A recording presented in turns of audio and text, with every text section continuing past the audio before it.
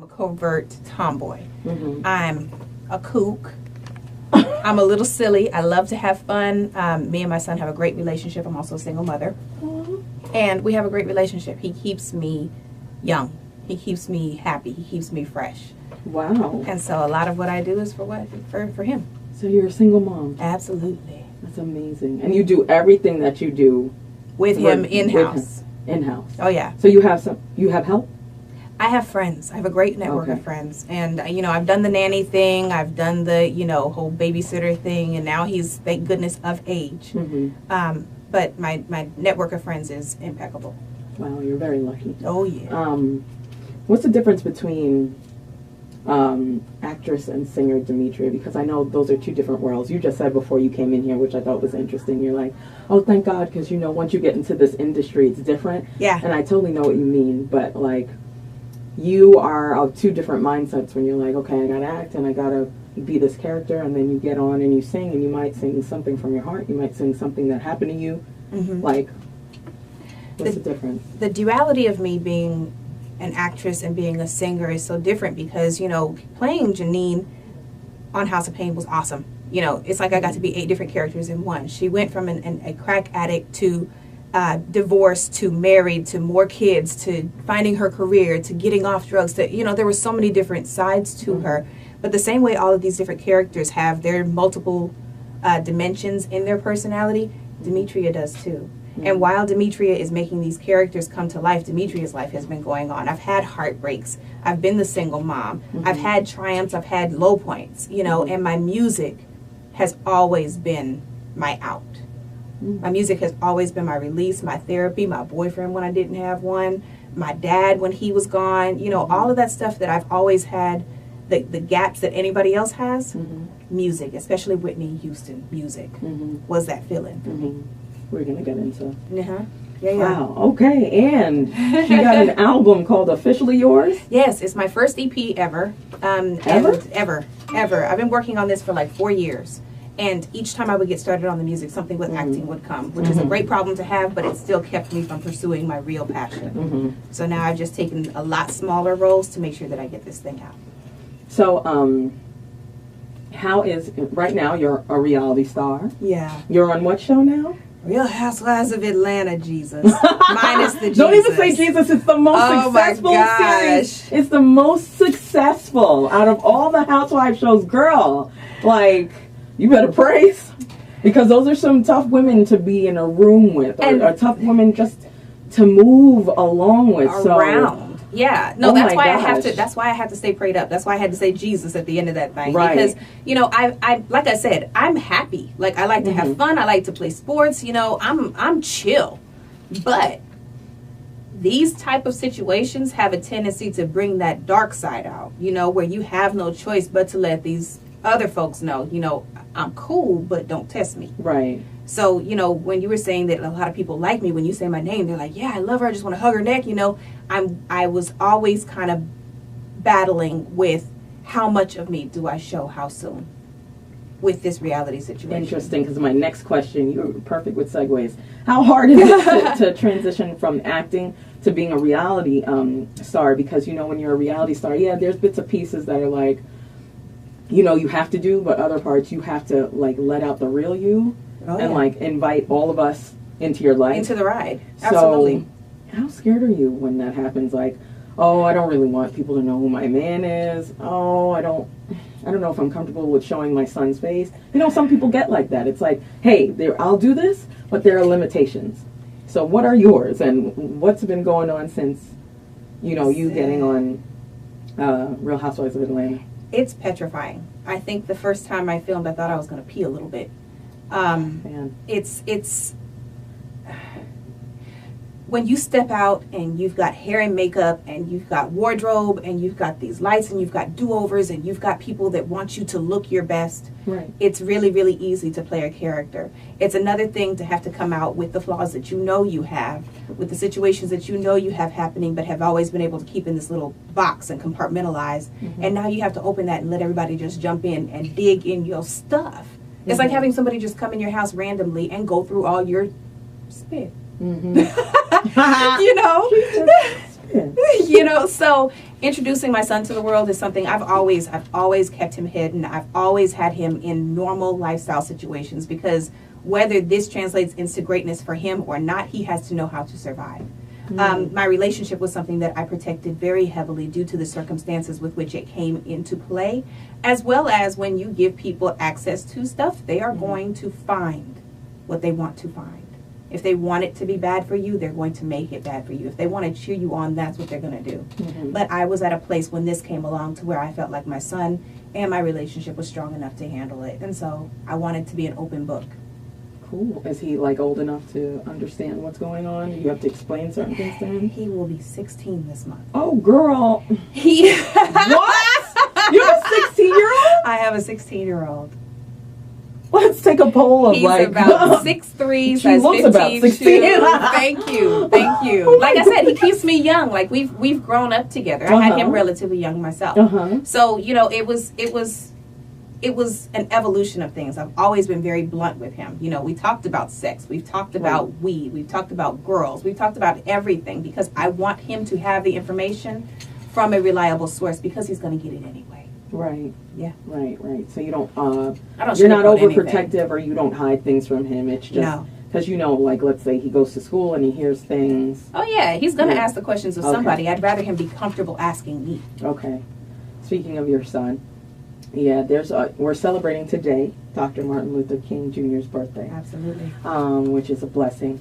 And today, actually, the same day, Radio 103.9 is going to have its very own first town hall meeting in Brooklyn, where we're going to be discussing police and youth and everything that's been going on with police. And, you know, movies like Selma and stuff like that.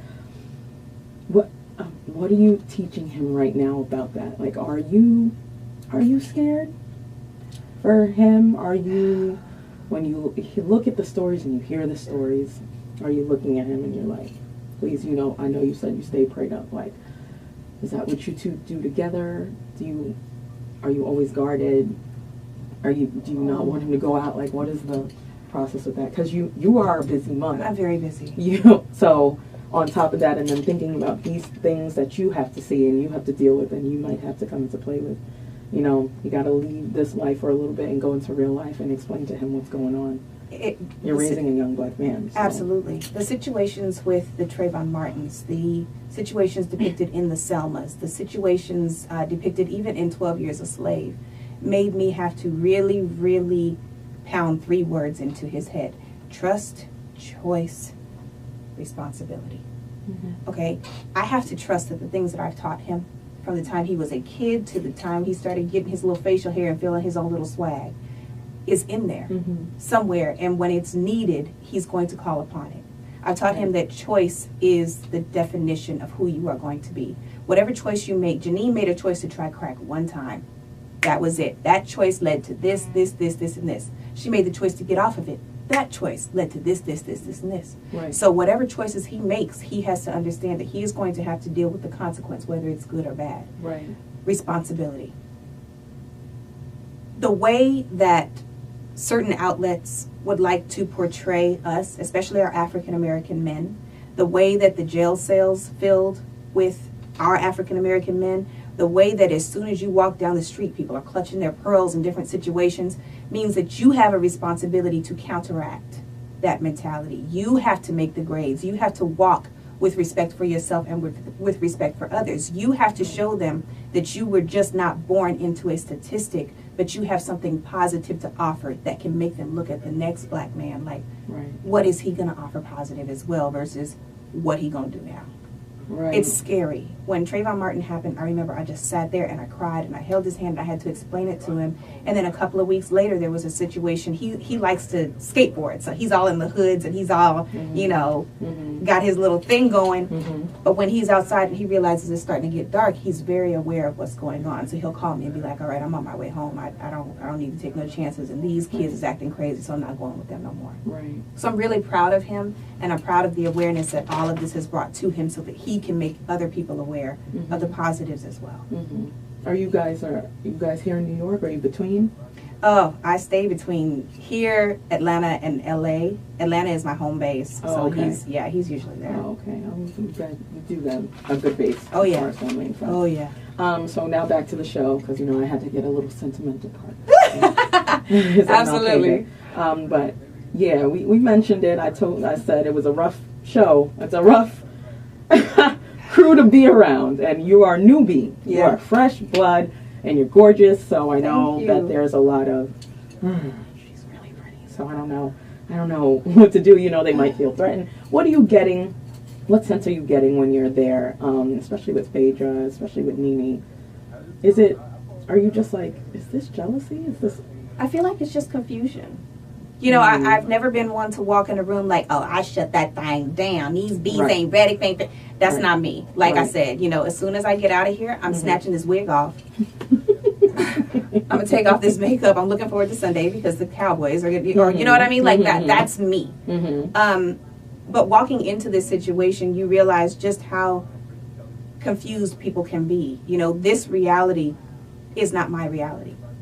My reality started 10, 12 years ago with plays and built into a television show that is the #1 black syndicated television show in history. My reality started almost 16 years ago when that little boy came into my life and I realized I had a responsibility other than myself. So walking into this with the Nenes, Queen, all credit where it's due. She's been able to make some great stuff happen with this platform. Right. But I don't want what she is. I don't want what she has. You know what I mean? Right. Faye. Oh, Phaedra. She came for me, honey. Oh my goodness. Yes. She came for me. Everything from have I ever really done crack to do you think you're too old to why your relationship. Of all things, my relationship. In the situation that she's in. Right. It's not even that it's sensitive. I understand that opinions are going to come. That's fine. Everybody's entitled to theirs. As long as you do it with respect and as long as your intention is right. I have no problem with you having an opinion. But when you come at me talking about the spots on my dish and you got full-blown dried up mashed potatoes, peas and stuff on yours, it's not dirty, and you're trying to present that while talking about mine. Right. It's not cool. Right. And because of her situation, I gave her a lot of passes on the shade. A whole lot of. Told you I stay prayed up, right? Right. I gave her a whole lot of passes. And so when I brought everybody to Puerto Rico, and it continued there, and it continued to my stylist, and it continued with tardiness, and it, for her to be such an educated woman, I couldn't let her continue down that road anymore. Right. And it was really not just for her. There was shade thrown all around from different people. Nobody came as hard as she did. But I needed them to understand that I'm quiet, but I'm quiet because I want to bless you with kindness, not because I can't read, not because I can't do what this show is known for. I just choose not to, which makes me the most powerful to me. You dig? Yeah. And being that you think like that, that's a real positive outlook and probably why so much is opening up for you. Thanks. So where do you see yourself 5 to 10 years from now? 5 to 10 years from now, I would love to be walking, across some Grammy stage, across a Golden Globe stage, across, I'd love to see that women's mentality has changed. I think sometimes we're scared, especially in Atlanta. I'll walk up and I'll be like, oh my God, your hair is pretty. She must want to eat carpet. She must want to. Why? I can't say you're beautiful? I can't give you a blessing today? Why? She said she must want to eat carpet. I'm done with What you. is that? I love You're the hilarious. kids, but that's not my tea.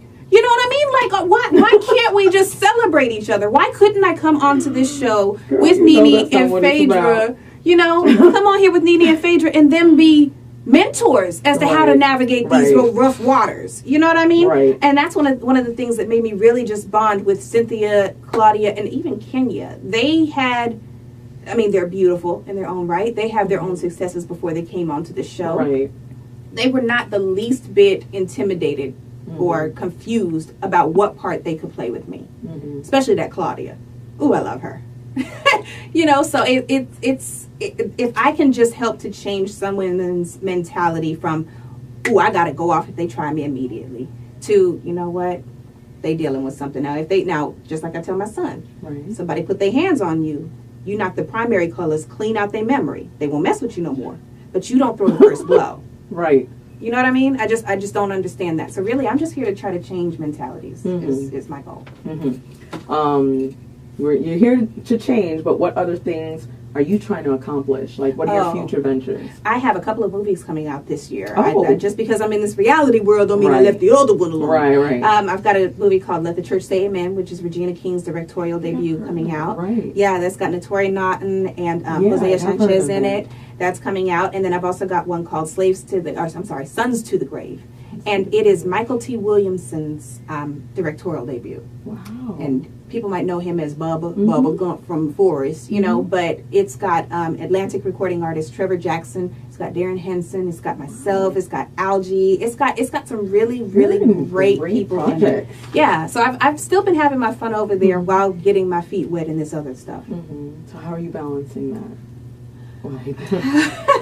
Like you gotta you have a certain schedule for ATL. You don't. And then like, hi, I need to go in the booth and finish my album, and then hey, I'm a mom, and then movie time. I think motherhood was a good training ground for what this is. There would be times when, as a mom, I was still going to college. I was working. I was a single mom. I had to manage a household. I had to make sure he was fed. I had to make sure I was fed. I had to, you learn how to juggle what's important. And both dynamics of my career, the acting and the singing, are important. He is important to me. He knows that this doesn't work if he's not doing his part. Right. So we communicate and we make it happen the way it needs to happen. And I can't afford to just say, I'll do it later, or nah, I don't feel like it, because when you have the platform, you have to use it. Right. So just, you don't sleep when you're doing what you love.